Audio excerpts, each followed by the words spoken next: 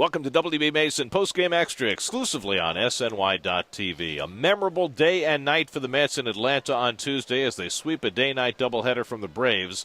4-3 in the opener, 6-1 in the nightcap. But the big story, the two young guns for the Mets, Matt Harvey and Zack Wheeler. Let's start with Harvey, who was maybe at his dominating best in the afternoon game. Struck out 13 in 7 innings, had a no-hitter going for 6 until an infield dribbler broke that up. He was as good as we've seen. Certain days you wake up and you feel good, and you know you can let it go. And today was one of those days. And I think I look back a couple times, but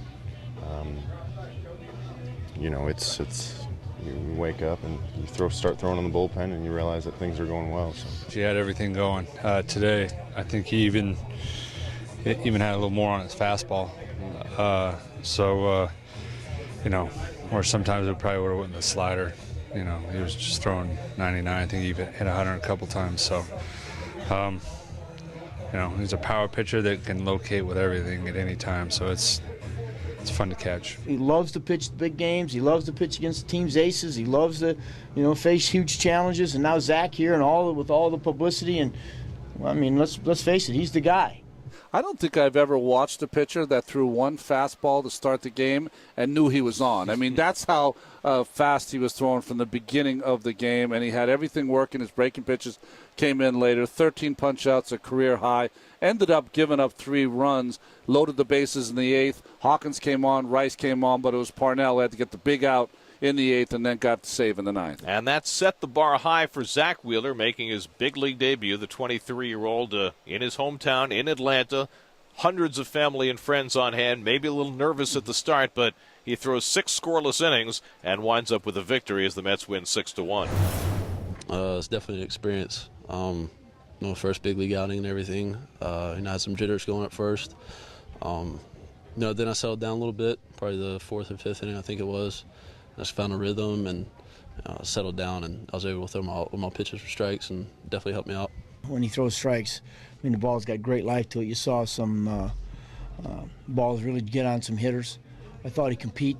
I was really impressed with the way he competed. After he walked a couple guys, he stepped off the mound, got his composure, and went after people with his fastball, which is pretty impressive because a lot of guys at this level think you got to trick people, and he didn't do that. He went right at him. He definitely has amazing stuff. He was a little bit excited today. His control wasn't what he would like it to be, I'm sure. But he's got amazing stuff, and when he had to make pitches, he bared down. He made some really good pitches, and that's what you really want to see. I mean, he's not always going to have his best stuff, but if he can bear down in those big situations and make those key pitches, that's going to be big for him. It's cool to see anybody make their major league debut, but when you have those kinds of expectations and you're as highly touted as he is, to come in and, live up to those expectations and, be as calm and cool and collect as he was is, pretty cool to see. He should be very, very impressed. He should be very happy with his first game against a very good team, and to put up 6 zeros, I'll take that every night. Well, he didn't have all of his pitches. He didn't have his breaking pitches over, but he still threw them. His fastball was electric, 7 punch-outs.